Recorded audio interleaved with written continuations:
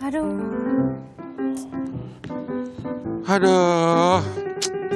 Kenapa sih, Cing? Aduh, kan ini belum selesai, kita masih ada acara. Kok Iya, masih tapi bawa mau koper? rencana mau pulang kampung, tapi tiket mahal-mahal banget. Emang mau pulang kampung kemana? Ke Kampung Melayu sini. Ya, itu mah gak usah pakai tiket. Langsung aja nyetopin. Naik M02 ya. Enggak, tapi tiket mahal-mahal banget ini. Pesawat udah nggak jadi pulang kampung deh, tetap Ya. di Jakarta aja. Kalau misalnya Cing nggak jadi pulang kampung, berarti artinya sama dong Cing dengan judulnya dari Harian Kompas nih yang Apa? dimuat di Senin 17 Maret 2025. Jelang Lebaran geliat pariwisata masih lesu. Kalau Cing salah satu orang yang tidak pergi pulang kampung begitu, berarti pariwisatanya makin lesu lagi. Kan Aduh, kekurangan jangan pendapatan. dibebankan geliat pariwisata sama saya dong. Gara-gara saya nggak pulang kampung, geliat pariwisata turun. Ya, Jadi berdampak seakan-akan maksudnya. saya. Satu orang kan berdampak, Cing. Iya, iya. Oke, karena jelang Lebaran nih ya, Cing ya, biasanya kan banyak sekali masyarakat yang melakukan perjalanan baik untuk mudik ataupun mungkin sekedar berwisata di libur Lebaran. Tapi pelaku wisata mengaku Lebaran kali ini nih, terjadi penurunan perjalanan wisata maupun pemesanan hotel. Sedangkan pemerintah optimis sektor pariwisata akan meningkat jelang libur Lebaran.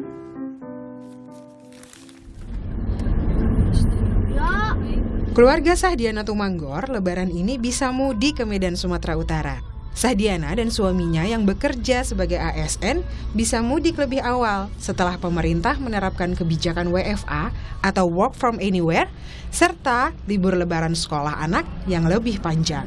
Tahun ini alhamdulillah kita bisa berangkat lebih awal karena kemarin ada perubahan kebijakan liburan dari Bapak Menteri Pendidikan yang tadinya tanggal 27 menjadi tanggal 21, dan memang kita itu kalau setiap mudik selalu menyesuaikan dengan jadwal liburan anak-anak. Kemudian juga kebetulan saya beserta suami kan adalah ASN di salah satu kota di Provinsi Banten, dan alhamdulillahnya kemarin Bapak Prabowo mengeluarkan kebijakan memberlakukan WFA bagi ASN. Namun, tidak semua orang bisa mudik. Warga Jakarta, Adelia Devita, tahun ini memilih untuk tidak mudik ke kampung asalnya di Padang, Sumatera Barat. Karena keterbatasan anggaran untuk membeli tiket pesawat. Biasa kalau lebaran ya paling murah sih biasanya di kisaran 1,7 ya. Itu satu kali jalan pulangnya 1,7 ya 3 jutaan lah saat buat PP kalau lebaran. Dengan kondisi kayak sekarang kita lebih pilih buat ya udah disimpan dulu aja ya, kebutuhan anak yang lain mungkin buat anak yang udah sekolah mungkin bisa buat. Jelang Lebaran biasanya terjadi peningkatan jumlah perjalanan masyarakat, baik perjalanan mudik maupun perjalanan wisata libur Lebaran. Namun di tahun ini, pemerintah memprediksi perjalanan masyarakat di masa Lebaran turun dibanding tahun lalu. Asosiasi Perusahaan Perjalanan Wisata Indonesia atau ASITA bilang, tahun ini jumlah perjalanan wisata cenderung menurun di musim libur Lebaran. Anggota ASITA di daerah juga mengaku kesulitan menjual paket wisata mereka. Cuma saya prediksi mungkin ada sedikit penurunan ya tahun ini. Saya coba memantau yang mudik juga kelihatannya target pemerintah kayaknya tidak seperti tahun lalu juga kan, mereka targetkan lebih tinggi jumlahnya kan. Yang saya lihat baik mudikers maupun yang akan melakukan perjalanan wisata pada saat libur Lebaran juga kelihatan ada tren sedikit menurun. Kami dapat laporan dari kawan-kawan biro perjalanan juga memang tidak terlalu banyak paket yang kejual tahun ini, tidak seperti tahun lalu.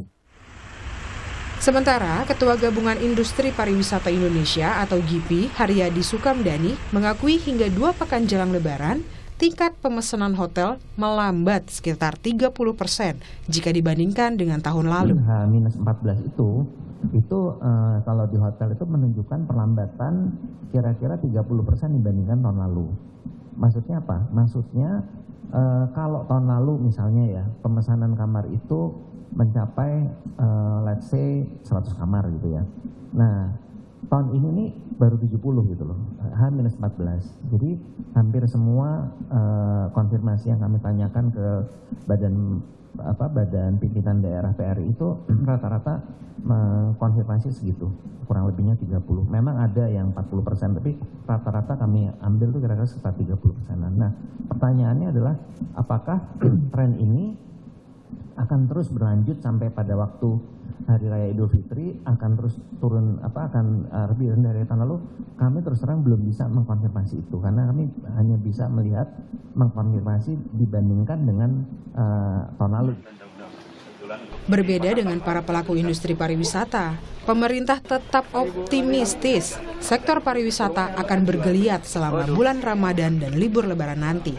Wakil Menteri Pariwisata, Niluh Enik Ernawati menyebut, selama Ramadan dan libur Lebaran, perputaran uang di masyarakat akan mencapai lebih dari 300 triliun rupiah. Hal ini akan mendorong sektor pariwisata. Kita optimis ya di libur Lebaran ini sektor pariwisata akan meningkat. Diperkirakan ada 146 juta orang yang melakukan perjalanan, baik itu untuk mudik maupun berwisata. Kalau kita rata-ratakan satu orang spendingnya adalah 2,5 juta, maka ada 300 triliun lebih perputaran uang di saat bulan suci Ramadan nanti, utamanya untuk sektor pariwisata. Jadi kita optimis sekali. Sebelumnya, pemerintah memperkirakan jumlah pemudik Lebaran tahun ini akan mencapai 146,48 juta orang. Jumlah ini turun dibanding perkiraan pemudik tahun lalu yang mencapai hampir 200 juta orang. Tim Liputan, Kompas TV. Ya. Oke, sekarang sudah ada Adelia Devita, ini ada saksi sejarah bukan? Oh, bukan saksi sejarah. Jadi ini Mbak Adelia Devita ini adalah warga yang biasanya mudik, tapi tahun ini memilih nggak mudik. Kenapa, Cing? Oh, kenapa, Mbak Devita? Ya, kalau ngelihat ya tadi Cing juga udah ngelihat Ya. harga tiket ya. Kebetulan saya pulangnya ke Padang. Oh, orang awal. Orang awal. Uni, baka banyak. Sehat-sehat alhamdulillah. Jadi Univita ya, Univita ya. Iya, nggak pulang Basamo. Nggak pulang Basamo untuk tahun ini Kenapa, pun nggak Mbak? pulang Basamo. Kenapa Uni? Gimana ya kalau ngelihat harga, aku kan sekarang udah berkeluarga ya. Aku anak 2, aku sama suami hitungannya 4. Kalau misalnya buat tiket pesawat itu kalau buat sekarang itu bilang ugal-ugalan ya kalau Ugal-ugalan. Berapa ugal-ugalan. emang, Mbak? Kalau normal, kalau tahun lalu ya, itu satu orang aja PP itu di 3,5 juta. Wah, satu Itu orang. PP. Itu aku bertiga itu berempat dulu, Berempat. anakku yang pertama kan belum beli tiket. Ya. Itu sekitar 10-an. Kalau sekarang dicek itu hampir 4 4 juta dikali 4. Dikali 4. Berarti 16 juta hanya Naiknya untuk pergi. tiket. Tiket itu baru tiket sih. Baru Belum tiket. nanti kalau kita mudik kan oleh-oleh buat orang rumah. Ya. Belum nanti di kampung juga. Itu baru sekali pergi tuh, maksudnya belum pulang pergi kan? pulang tadi? pergi. Kalau tiketnya itu sekitar 16 itu buat pulang pergi. Tapi kondisi kayak sekarang kan, kalau aku pertimbangan sama keluarga, mending ya uang segitu buat sekarang mending kita saving dulu aja. Mana coba lihat. Ada di tabungan. Oh, ada. Oke. Nah, kita juga mau bertanya ya, Cing ya, sebenarnya kepada Ketua Umum Gabungan Industri Pariwisata.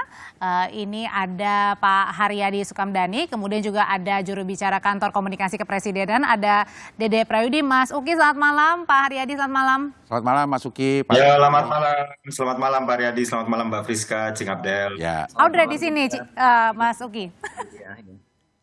Oke. Ya, Mbak Audrey, sorry. Iya, nggak apa-apa. Ini Oke. saya dari Zoom ini layarnya nggak muncul. Iya. Oke, Pak Haryadi, ini kan mau nanya ini, Mbak Devit adalah salah satu Pemudik yang pemudik tidak yang tidak mudik di tahun ini. Nah, sebenarnya seberapa lesunya sih kita dalam mudik Lebaran tahun ini untuk lihat pariwisatanya? Jadi saya mesti menjelaskan ya, tadi soalnya diambilnya kan tidak lengkap dari keterangan saya. Jadi saya sampaikan di H-12 akomodasi itu untuk jasa akomodasi itu mencatat lebih lambat dibanding tahun lalu. Ya. Lebih lambatnya itu 30%. Nah, tetapi kalau kita lihat daripada penjualan tiket pesawat itu H-5 itu sudah habis gitu. Jadi kalau ditanya per hari ini saya agak susah jawab karena saya baru bisa menjawab nanti H-5 trennya kayak bagaimana. Kalau Ya. dari sisi akomodasi. Tapi kalau dari sisi penerbangan itu H-5 sudah habis. Jadi ini juga pengaruh dari diskon pesawat. Jadi itu Mbak Audrey, Mas Abdel.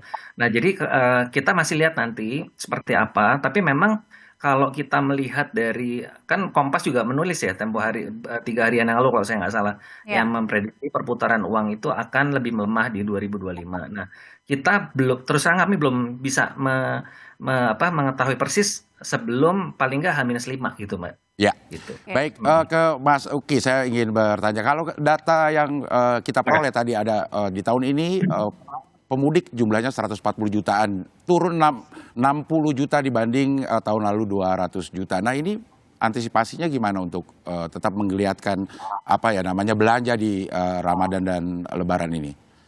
Baik, Cing Abdel, terima kasih. Pemerintah tetap optimis ya. Perkiraan adalah perkiraan, Ya. ya itu sah-sah saja. Lalu yang namanya kasus-kasus orang-orang yang berencana mudik namun tidak jadi mudik, tentu saja setiap tahun ada.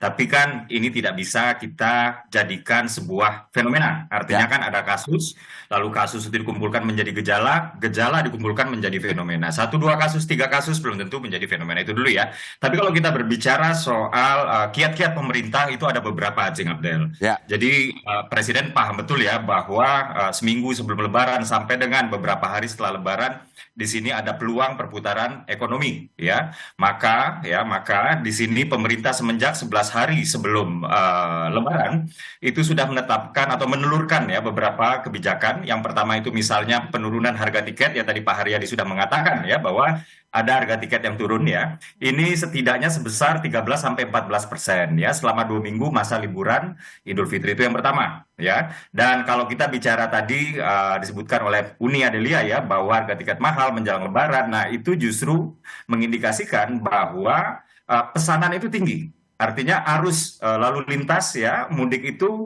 mulai menaik gitu. Jadi ini cukup prematur apabila kita mengatakan bahwa ini sudah lesu gitu. Itu yang pertama. Lalu yang kedua yang dilakukan oleh pemerintah juga ada penurunan harga tarif tol dan transportasi selama mudik Lebaran hingga 20%, yaitu arus pergi dan juga arus balik, kurang lebih begitu ya. Jadi akhir Maret dan juga awal April.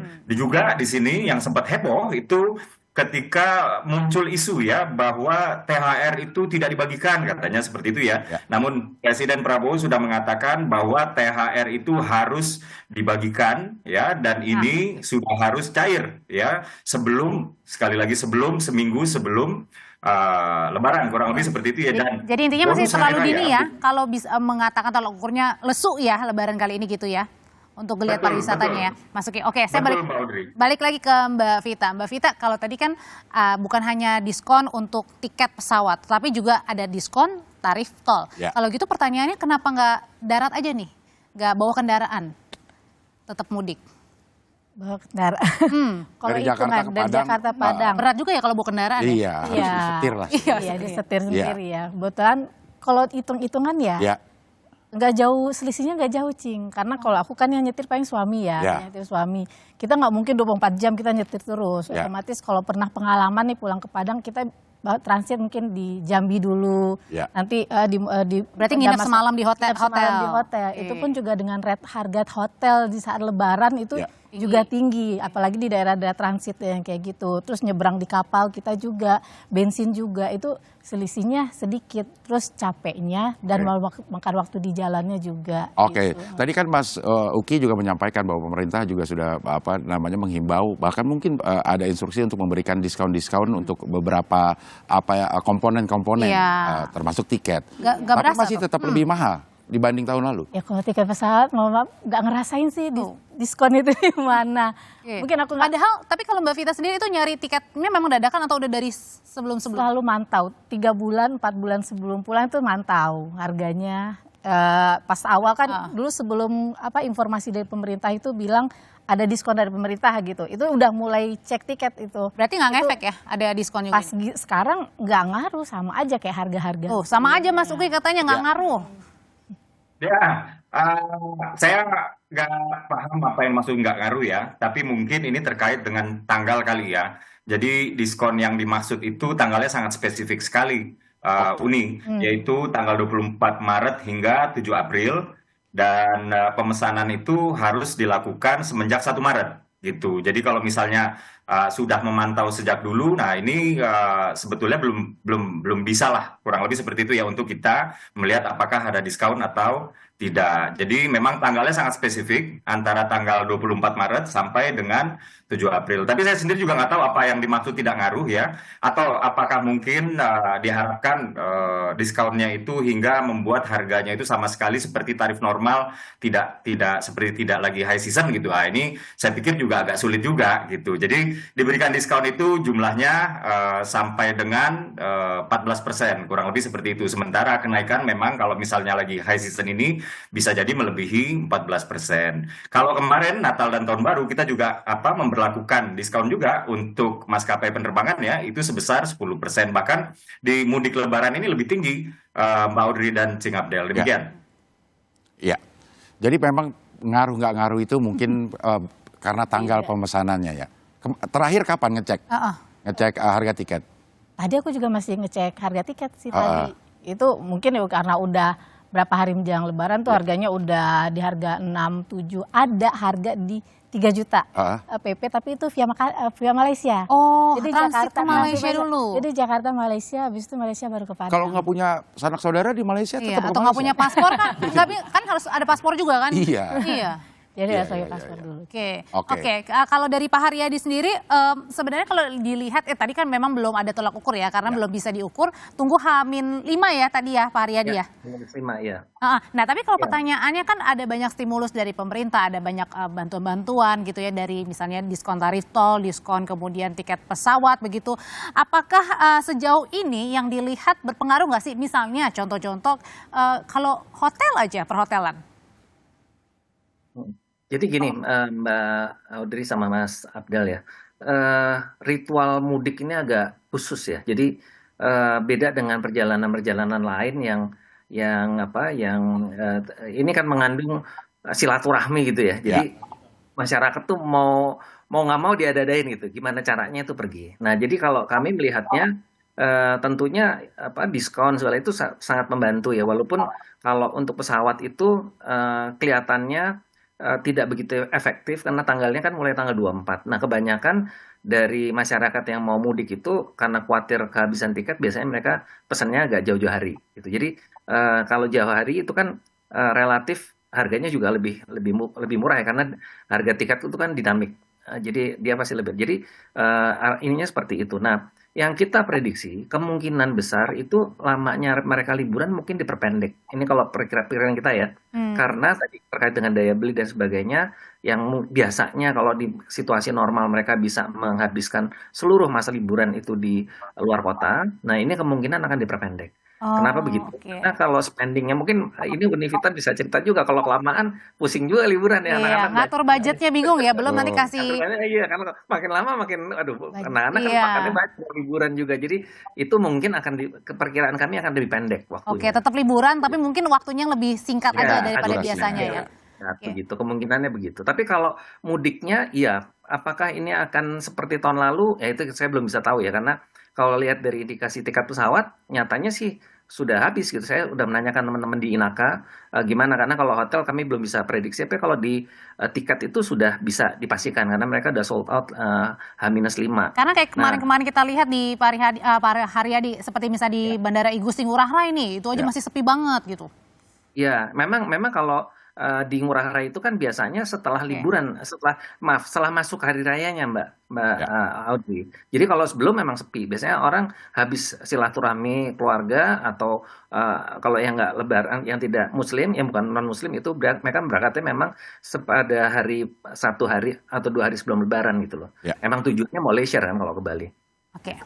Oke, nanti kita akan lanjutkan lagi perbincangan diskusi ini tentang mudik. Kita juga ada beberapa pertanyaan, sekitar 474 pertanyaan untuk. Masih banyak ya nanti ya. Jadi tetaplah bersama kami ya saudara ya di Sapa Indonesia Malam Akhir Pekan.